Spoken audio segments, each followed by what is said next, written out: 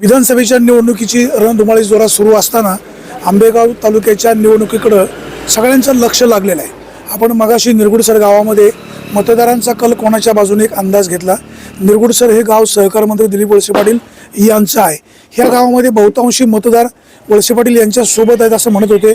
आता हे नागापूर गाव देवदत्त निकम यांचं गाव, ह्या गावामधले बहुतांशी मतदार हे देवदत्त निकम यांच्या सोबत राहणार हे वेगळं सांगण्याची गरज नाही. तरी पण मतदारांचा कल काय आहे, देवदत्तच निकम का पाहिजे, वळसे पाटील का नको, चेहरा बदलायला का हवा, वळसे पाटलांचं काय चुकलंय का, देवदत्त निकम यांनी वळसे पाटलांना का सोडलं, हा आपला जाणून घेण्याचा प्रयत्न आहे. आपल्याला ना वळसे पाटलांची बाजू घ्यायची ना देवदत्त निकम यांना बदनाम करायचं. मतदारांना कोणाला स्वीकारायचं कोणाला नाकारायचं हा अधिकार तुमचा आहे. बाबा नमस्कार. नमस्कार. तुम्हाला दिवाळीच्या शुभेच्छा. बर बोला. काय म्हणते दिवाळी? चांगली आहे दिवाळी. आता विधानसभेच्या निवडणुका पुढ्यात आहेत. निकम विरुद्ध वळसे असा दुरंगी सामना, कोणाची बारी लागेल? निकम साहेबाचीच लागेल. निकम साहेबांचीच. काय त्याचं कारण? आता कारण बिरण मला राजकारण काही समजत नाही, बाकीचं सांगता नाही, फक्त निकम साहेब लागन हे 100% आहे. बाकी गावचे म्हणून गावचे म्हणून सांगतो, आमच्या गावचा आगा कलच आहे निकम साहेबाक. तालुक्याचा कल कुठे? आता बाहेरचं नाही मला सांगता येत एवढं, पण गावातलं मी सांगतो. मी गावात येतो तर गावातलं मी सांगू शकतो, बाहेरचं नाही सांगू शकत मी. आंबेगाव तालुक्यातील मतदारांनी देवदत्त निकम यांना का स्वीकारावं आणि दिलीप वळसे पाटील यांना का नाकारावं? कारण आता आज 30 वर्षे निकम 35 वर्ष 30-35 वर्षे निकम साहेब हे त्यांचं काम करतात. त्याच्यामुळं त्यांचं काम चांगलं असल्यामुळं त्यांना लोक निवडून देणार आहेत. दोघांचं का खटकलं असेल हो? काय त्यांचं त्यांना माहिती, आपल्याला काय सांगता येईल? त्यांचं काय झालं असं आपल्याला काय सांगता येईल? त्यांचं खटकल्यामुळे तालुक्यामध्ये सगळं वातावरण बिघडलं. मग बिघडणारच ना. मग बिघडणारच ना. सगळे गटबाजी झाली. वळसे पाटलांनी पवार साहेबांना सोडलं. जागा सोडल्यामुळं हे झालं. नाही तर जागा सोडित नव्हतं तर ते बिनविरोधच होतं. आजही त्यांना काय धोका होता. गुरु शिष्य एकत्र राहिले. मग त्यांनी ती जागा सोडल्यामुळे आता लोकांचा कल फिरला. आता तुम्हाला काय वाटतं, काय परिस्थिती राहिली? ते परिस्थिती देवदत्त निकमच निवडून येणार. काय त्याची कारण काय काय? कारण म्हणजे मूळ म्हणजे जो राष्ट्रवादी पक्ष होता तो पवार साहेबांचा पक्ष होता. कारण नसताना यांनी म्हणजे स्वतःच्या स्वार्थासाठी यांनी तो पक्ष फोडला आणि ज्यांच्याबरोबर कधीही युती होणार नाही अशांबरोबर जाऊन ते बसले, हे जनसामान्याला कधीही आवडणार नाही. आणि त्यामुळं मग अर्थातच लोकांना हे पटलेलं नाही. आता वळसे पाटील म्हणतायत की आंबेगाव तालुक्याचं पाणी राखण्यासाठी मी तिकडे गेलो. मला एक सांगा, पाणी राखण्याचा प्रश्न हा केव्हा निर्माण झाला? 2018 साली नामदार साहेबांनीच पत्र दिलं ना तो बोगदा तयार करायला. उलट त्यांनी काय सांगितलं, तो बोगदा जर तयार केला तर डाव्या कालव्याचं जे दुरुस्ती आहे किंवा त्याचं जे रिपेअरिंग करावं लागेल तो खर्च वाचेल. असं जर झालं असतं तर डाव्या कालव्यावरून येणारं जे पाणी आहे, शेतकऱ्यांना जे पर्क्युलेशनचं पाणी मिळतं ते पाण्याचं काय झालं असतं? आणि तो कालवा त्यावेळेला त्यांनीच सैन्य दिलेलं आहे का हा कालवा करावा, आणि आज ते सांगतात की ते थांबवण्यासाठी. म्हणजे तुम्हीच परवानगी द्यायला आणि तुम्हीच ते नाकारायला, हा कुठला न्याय झाला? वळसे पाटील म्हणतात मी अगोदर जे सांगितलं होतं ना ते अगदी खालच्या लेवलला नाही, ओव्हरफ्लोच्या ठिकाणी तुम्ही बोगदा पाडा. मला एक सांगा, खालच्या लेवलला किंवा वरच्या लेवलला ते फक्त वळसे पाटलांना तिकडंच जाऊन हे करता येत थांबवता येत होतं का? त्यांना विरोधात राहून थांबवता येत होतंच ना. ते त्या ठिकाणी मंत्री, मग त्यांनी का जलसंपदा मंत्रीचं हे घ्यायचं ना, त्यांनी का मग सहकार घेतलं? त्या ठिकाणी खातं कुठलं घ्यायचं हे कुठल्या आमदाराच्या हातात नाही, मुख्यमंत्री खाते वाटप करतात ना. नाही, मुख्यमंत्री आता ते काय झालं, तात्विक बोलणं झालं का मुख्यमंत्री खाते वाटप करतात. वळसे पाटलांच्या हातामध्ये कुठलं खातं घ्यायचं ते काय नाही, त्यांनी ठरवलं असतं तर ठरवलं असतं तर दिलं असतं त्यांना पाण्याचं हे आता लपण्याचा मार्ग आहे. आणि सगळ्यात महत्त्वाची गोष्ट अशी आहे की ज्या भाजपबरोबर आपल्याला जायचंच नाही किंवा ज्याच्याबरोबर आपण सुरुवातीपासून विरोध आहे, देवेंद्र फडणवीस तुम्ही बाईट ऐकले का? काय म्हटले होते ते? दिलीप हे अजितदादा आणि राष्ट्रवादी पक्ष हा केव्हाही आमच्याबरोबर येणार नाही, याची ती तुम्ही बाईट ऐकलेलीच असेल. राजकारणामध्ये कुठलीही गोष्ट अशक्य नसते. राजकारणापेक्षा यांना स्वतःचं काही असेल ते लपवण्यासाठी हे सगळं केलेलं आहे. आता ते काही सांगत असतील, पण त्यांचे जे काही असेल कदाचित निकम साहेबांना माहिती पण असेल. हा नक्कीच असणार ना, आणि ते येईलच ना प्रचारात. ते कुठे ना कुठे दोघं एकमेकाला झाकून नेतील. नाही होणार तसं, कारण आता हे झाकण्यापेक्षा काय करायला लागले, एकमेकाचे उन्ही धुणे काढायला लागले. आणि सगळ्यात महत्त्वाचं म्हणजे अडचणी निर्माण करायला लागले. कारण नसताना आज त्यांनी ऑब्जेक्शन घेण्याचं काही कारण नव्हतं. कुठलं ऑब्जेक्शन? आता छाननीच्या वेळेला काय ऑब्जेक्शन घेतलं? की त्यांच्यावरती ते कारखान्याचे केसचं ऑब्जेक्शन जे घेतलं, वास्तविक काही कारण नसताना ते घेतलं. म्हणजे हे कुठेतरी काय करतात, अडवण्याचा प्रयत्न करतात. आणि परडीचा डाव. एक निसर्ग नियम आहे, तुम्ही ज्या वेळेला दाबायला निघाल, जसा आपण हवेचा फुगा असतो, जितका दाबायला निघाल तितका प्रेशरने काय होतो, त्याचा उद्रेक होतो. तसा हा उद्रेक समाजामध्ये होईल आणि निश्चितपणे देवदत्त निकम निवडून येतील. तर देवदत्त निकम यांच्या उमेदवारीला हरकत घेतली, मग हरकत स्वीकारली का नाकारली? नाकारले आणि त्यांचा अर्ज फायनल झाला. हरडीचा डाव. रड्डीचा डाव आहे ना, काय नाही मग दुसरं काय आहे, दुसरं काहीच नाही. आणि मुळात म्हणजे वळसे पाटील साहेबांना शरद पवारांनी एवढं मोठं सहकार्य केलं गेल्या 35 वर्षामध्ये. ते सांगतात ते काय मागायला गेले होते, BEd कॉलेज मागायला गेले होते. पवार साहेब काय म्हणले, तुम्ही कारखाना घ्या. कारखाना कोणी दिला? पवार साहेबांनी दिला. किंवा इंजिनिअरिंग कॉलेजला सहकार्य कोणी केलं? हे म्हणतात आम्ही ते डेव्हलप केलं, आम्ही हे केलं. पण त्याला मूळ प्रवर्तक कोण आहे? पवार साहेबच आहेत. आणि केवळ ते काय आहेत तर ते जे वळसे पाटलांचे वडील आहेत, त्यांची मैत्री होती. याच्यातून सगळं काही त्यांनी काय केलं, वळसे पाटलांना सहकार्य केलं. आणि एवढं सहकार्य करून अगदी महाराष्ट्रामध्ये सर्वांना माहीत होतं सगळेजण फुटतील, पण वळसे पाटील शरद पवारांना केव्हाही सोडणार नाही. आणि एवढा मोठा धोका ज्या वळसे पाटलांनी दिला, ही जनमानसाला कधीच आवडणार नाही. सामान्य शेतकऱ्यांना या आंबेगाव तालुक्यामध्ये, कारण पहिली सभा जर तुम्ही ऐकली असेल, ज्या वेळेला शरद पवारांनी इथे 1990ला सभा घेतली, तुम्ही फक्त दिलीप पाटलांना निवडून द्या, त्याच्या पाठीमागं सगळं महाराष्ट्र शासन उभं करतो. आणि खरोखर 35 वर्ष त्यांनी ते उभं केलं. आणि ते अशा पद्धतीनं गद्दारी करून हे ज्या वेळेला वळसे पाटील वागले, हे कोणालाही आवडणार नाही. त्यांना किती पदं दिली, रयत शिक्षण संस्थेमध्ये त्यांना स्थान दिलं, कारखान्यामधले मोठमोठाले म्हणजे सहकार खात्यातली त्यांना काय दिले, किती प्रकारचे त्यांना हे केलं, किती वर आणलं. मला सांगा, या तालुक्यामध्ये किंवा ह्या याच्यामध्ये राज्यमंत्री किंवा मंत्रिमंडळामध्ये दिलीप पाटलांना मंत्री करण्यासाठी कुठल्या शेजारच्या तालुक्यामधल्या आमदारांचा पाठिंबा होता?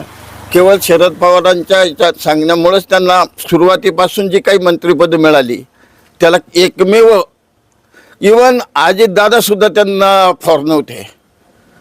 असं असताना त्यांना वळसे पाटलांना जी मंत्रिपदं मिळाली, जी पदं शरद पवार एकमेव होता जबाबदार.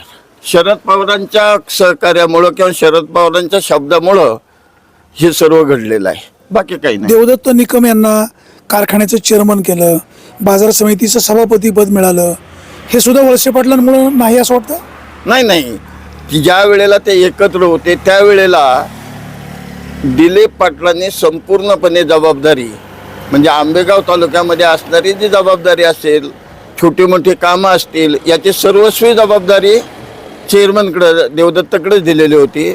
आणि त्याचं कर्तृत्व चांगलं होतं. आणि कारखान्यामध्ये ज्या वेळेला कोणाला तरी चेअरमन करणं आवश्यकच होतं, ज्या वेळेला शिवाजीराव दादा बाहेर पडले किंवा BD अण्णांची टर्न संपली, कोणाला तरी मग असा अभ्यासू व्यक्ती कोण आहे, त्या डायरेक्टर बॉडीमध्ये अभ्यासू असणारा फक्त कोण होता? देवदत्तच होता.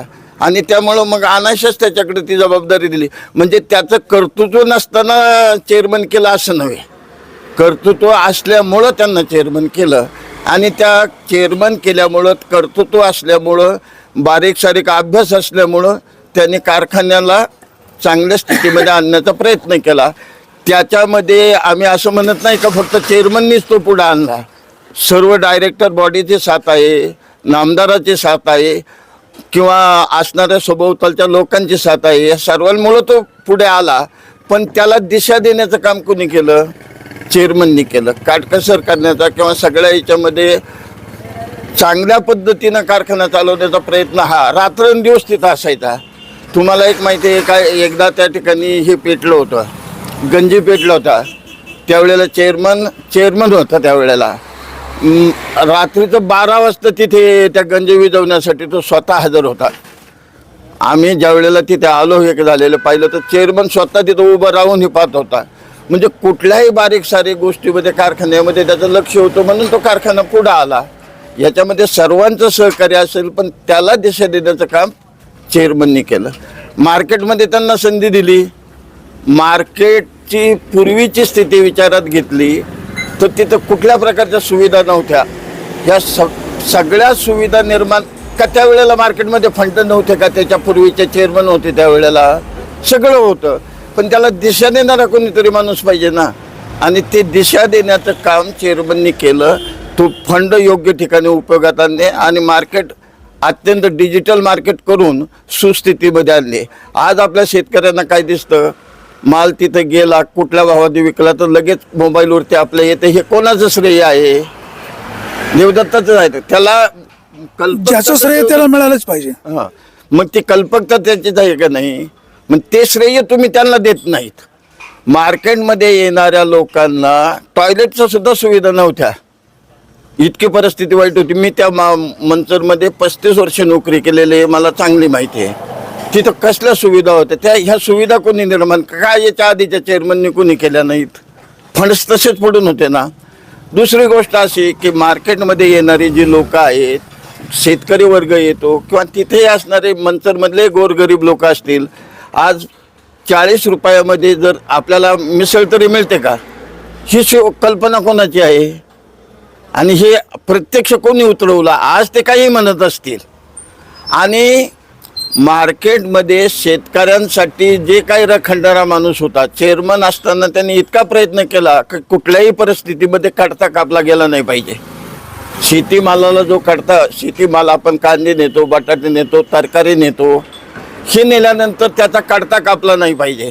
2 किलो 1 किलो जो कट करतात, आज जर तो काढता चालू असता काय झालं असतं? कांद्याला जर आज 40 किंवा 45 रुपये बाजार आहे. देवदत्त निकम यांच्यामुळे धना कोथिंबिरीचा म्हणजे मेथीचा भाजी बाजार नारायणगावला गेला अशी टीका होते. अशी टीका ती देखील खोटी आहे.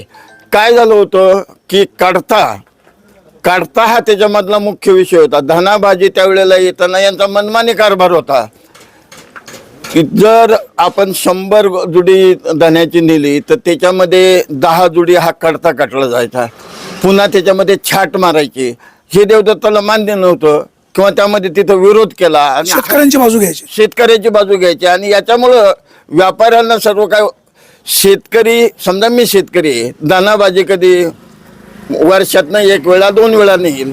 पण व्यापाऱ्यांचं काय होतं, समोरच्या ग्राहकांना म्हणजे आपले एजंट जे असतात दलाल, त्यांचा पुढच्यांशी संबंध म्हणजे ते पुढच्यांना हे करण्यासाठी शेतकऱ्यांना मारत होते. आणि ह्या विरोधामुळं धनामातेचा बंद झालेला होता. तो काही देवदत्तामुळे बंद झाला असं नाही. देवदत्तांचं हे म्हणणं होतं का तुम्ही ते काढता कमी करायचं नाही. निकम यांना बदनाम करतात. हा, हे बदनामच करतात ना. आता कुठल्याही मार्गाने बदनाम करण्याचाच प्रयत्न चाललेला आहे. आणि ज्या वेळेला मार्केट कमिटीची इलेक्शन लागली त्यावेळेला आम्ही स्वतः तिथं होतोच ना. सगळं त्यांचे स्क्रुटिनी वगैरे करताना देवदत्त चालतोय. ऐन वेळेला रात्रीचं तुम्ही सांगता की तुम्ही या वेळेला थांबा. त्याने विचारलं बॉस उमेदवार कोण घ्यायचे, कसे निवडायचे, हे निकम तेव्हा चालतात. इव्हन चिन्हासाठी देखील त्यांनीच प्रयत्न केला, सगळा प्रयत्न केलेला. आणि रात्री तुम्ही सांगता का तुम्ही थांबा. त्याने फक्त एवढंच विचारलं मी का थांबा, एवढं तर खुलासा करा. खुलासा करा. हा, खुलासा करा. मग का नाही त्यांनी खुलासा केला? शेवट आज तुम्हाला माहिती का खुलासा केलेला काही? नाही माहिती. हा, मग म्हणजे एकच भाग आहे की समाजामधली लोक आणि हे राजकारणी दिलीप पाटलांचं तसं आहे असं नाही. सगळ्या राजकारण आपल्यापेक्षा जर कोणी पुढं जायचा प्रयत्न करत असेल किंवा जात असेल तर त्याची तंगडी कशी ओढायची, मागं कसं ओढायचं हे त्यांना राजकारणाला पूर्ण समजतं. आणि ह्या खेळी करून चांगला कर्तृत्ववान माणसाला कसं डावलायचं, त्याला कसं बदनाम करायचं ही राजकारणामधली नीती आहे. आणि ती नीती आता काय केलेली आहे ह्या लोकांनी आज वापरलेली आहे. त्याचे परिणाम ते आता नजीकच्या 20 तारखेला ते भोगतील. आता नागापूरचा कल देवदत्त निकम यांच्या बाजूने आहे. 100%. तुम्ही आता तालुक्यामध्ये पण फिरत असाल, तुमच्या दृष्टीनं तालुक्याचा कल काय दिसतो? तालुक्याचा कल निश्चितपणे सांगितलं ना, देवदत्ताला ही अगदी मी किती सांगतो 80% देवदत्ताच्या बाजूने असणारं फेवरेबल वातावरण आहे. आता मला सांगा, तुम्ही मगाशी म्हणाले देवदत्त निकम यांचं कर्तृत्व चांगलं म्हणून वळसे पाटलांनी त्यांच्यावर जबाबदारी टाकली. शरद पवार आणि वळसे पाटलांचे संबंध चांगले, वळसे पाटलांचं कर्तृत्व चांगलं असेल आणि पवार साहेबांनी पण जबाबदारी टाकली असेल ना? टाकले ना, बरोबरच आहे ना. वळसे पाटील हा कर्तृत्ववान माणूस आहेच, कोणीही नाकार नाही. पण त्यांची मोठी चूक काय आहे, साहेबांना सोडलं. आणि ते जर सोडलं नसतं तर आज दिलीप पाटलाला कोणी पर्याय आंबेगाव तालुक्यामध्ये त्या हयातीत त्यांच्या कोणी नसता. त्यांनी पवारांना सोडलं हे निकम यांच्या पथ्यावर पडलं. भाव नक्कीच. केव्हाही जसं पवार साहेब एकदा बारामतीमधून फॉर्म भरला की फक्त शेवटच्या दिवशी मिटिंगला जायचे, कधीही त्यांनी प्रचार केला नाही. तसं दिलीप पाटलाचं असतं की दिलीप पाटलांनी काहीही कोणत्याही गावात जायला गरज नव्हती, सगळ्यांनी डोळे दाखवून वळसे पाटलांना उचलून धरलं असतं. पण त्यांनी स्वतःचा स्वार्थ असेल किंवा मित्रांचा स्वार्थ असेल किंवा त्यांची काय असेल त्याच्यातल्या खोलातली मला तरी वैयक्तिक माहिती नाही, पण त्याच्यामुळं त्यांनी जे पवार साहेबांना सोडलं हे अत्यंत घृणास्पद आहे. आणि त्याच्यामुळं लोकांच्यावरती परिवर्तनाची ही निश्चितता आहे. दिलीप वळसे पाटील देवदत्त निकम यांचे असे भावासारखे संबंध होते दोघांचे. नाही, बरोबर आहे ना. हे जे संबंध होते, पण हे जे मूळ बिघडण्याची कारण दोन, त्यांना प्रत्येक ठिकाणी डावलण्याचा प्रयत्न केला. संबंध बिघडल्याचं दुःख आहेच ना. त्या एक कर्तृत्ववान माणसाला दाबण्याचा प्रयत्न हा एक मुख्य कारण. आणि दुसरं कारण म्हणजे ते तत्वनिष्ठ राहिले नाहीत. जे तत्व आपला, तुम्ही जर मागच्या कुठल्याही राष्ट्रवादीच्या बाईट्स पाहिल्या तर त्यांनी केव्हाही भाजपसोबत आम्ही जाऊ असं कधीही नाही. आणि असं म्हणाले होते अशी वेळ आली तर मी घरी बसेल. हा बरोबर आहे ना. आणि पवार साहेब स्वतः काय सांगत होते, कधीही भाजप बरोबर जाण्याला त्यांनी कधीही संमती दिलेली नाही. 2014ला पवार साहेबांनी भाजपला बाहेरून पाठिंबा द्यायची तयारी चालवली होती. ती एक खिल्ली होती. त्यांचा तो डावपेच. साहेबांचं राजकारण हे कोणत्या प्रकाराने असेल हे आता तरी आपल्या देशामधलं कोणाला सांगता येत नाहीत. म्हणजे ती एका प्रकाराने खेळी कुठल्या पद्धतीनं करतील. एकदा तुम्हाला एक माहिती असेल, आपल्या हे रेल्वे मंत्री कोण हे, लालू प्रसाद. नाही, आपले हे रस्ते मंत्री आपले गडकरी, नितीन गडकरीने एकदा काय सांगितलं होतं की पवार साहेब हे असे मुरब्बी राजकारणी आहेत की ते केव्हा, त्यांनी जर सांगितलं की एखाद्याला लागा कामाला लागा म्हणजे त्याला पाडण्यासाठी लागा का त्याला निवडून आणण्यासाठी लागा हे भल्याभल्यांना कळणार नाही. ते लावलेलं पहिलवान. म्हणजे पवार साहेब भल्याभल्यांना कळणार नाही की कशा पद्धतीनं हे करतील. आणि त्यामुळं मग त्यांनी ज्या वेळेला 14ला हे केलं होतं ते एक राजकीय खेळ समजण्याला काय हरकत नाही. देवदत्त निकम यांच्या देवाऱ्यामध्ये वळसे पाटलांचा काहीतरी फोटो असायचा. मागच्या वेळेला ते काहीतरी बिगर चपलेचे फिरायचे, काय त्याविषयी काय सांगता येईल का? देवदत्तांनी दिलीप पाटलांना पुढं आणण्यासाठी किती प्रयत्न केला हे नागापूरमधल्या सगळ्या लोकांना माहीत आहे. आणि देवदत्तांनी वळसे पाटलांचा शब्द म्हणजे तो अखेरचा शब्द या पद्धतीनंच त्यांनी काम केलं.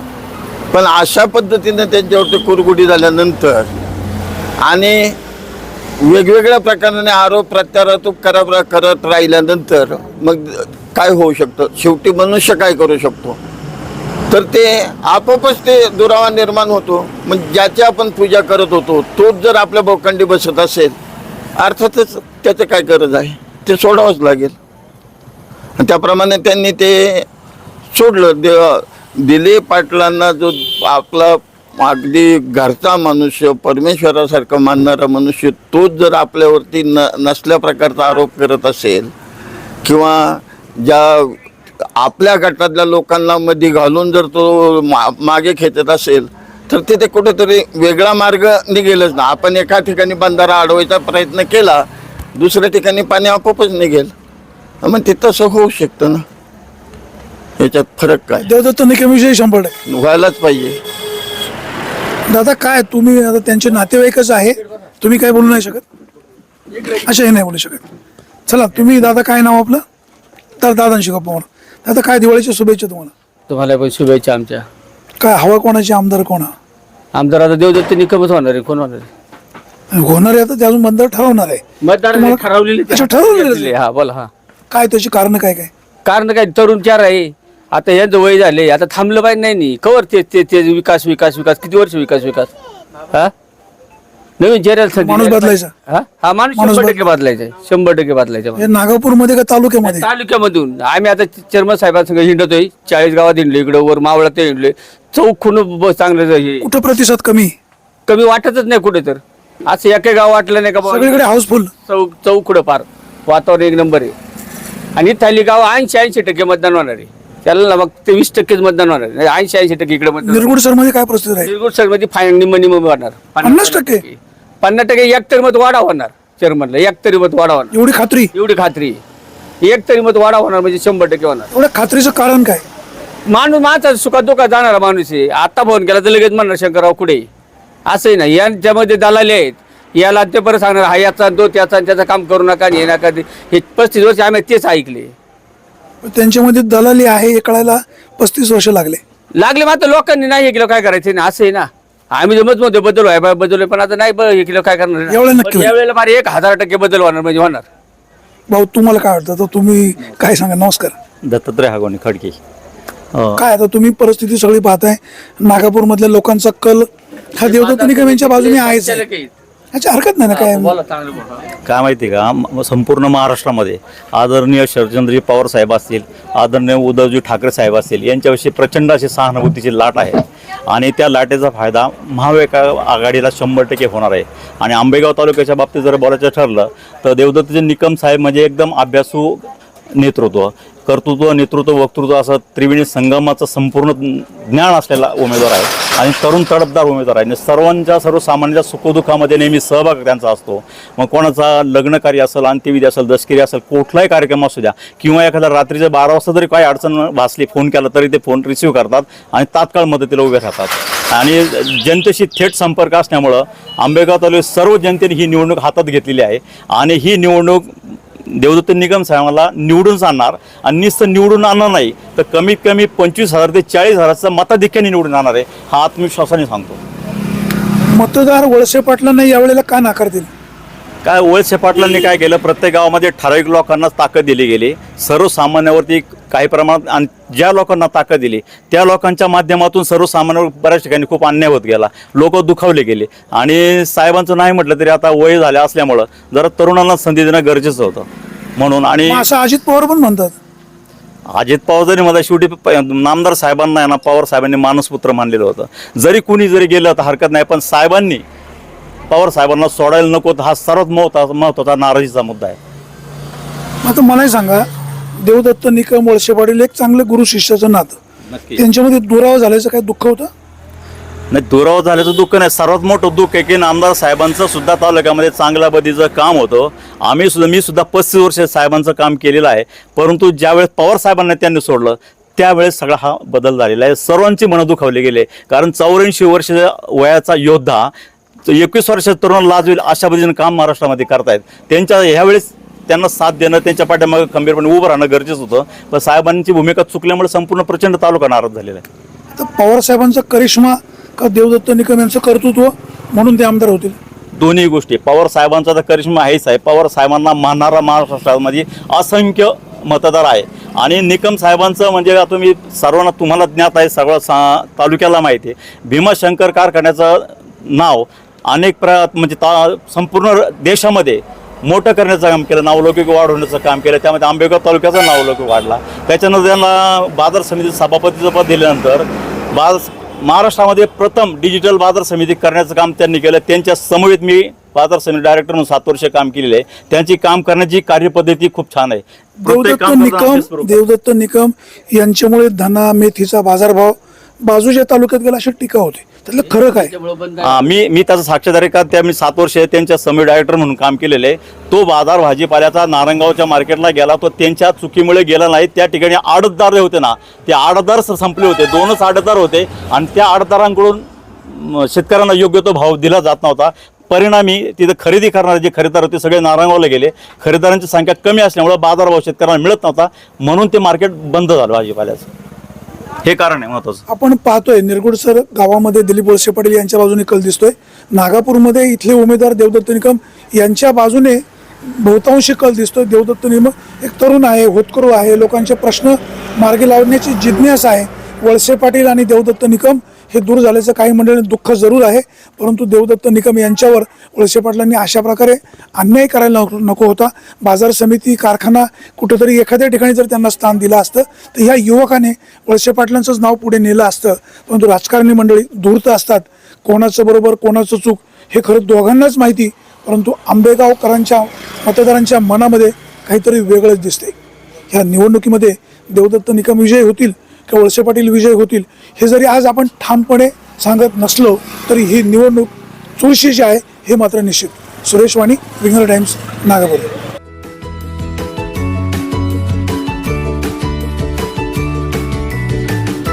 बातम्या शेतीच्या, बातम्या मातीच्या, बातम्या अन्यायाच्या, गुन्हेगारीच्या,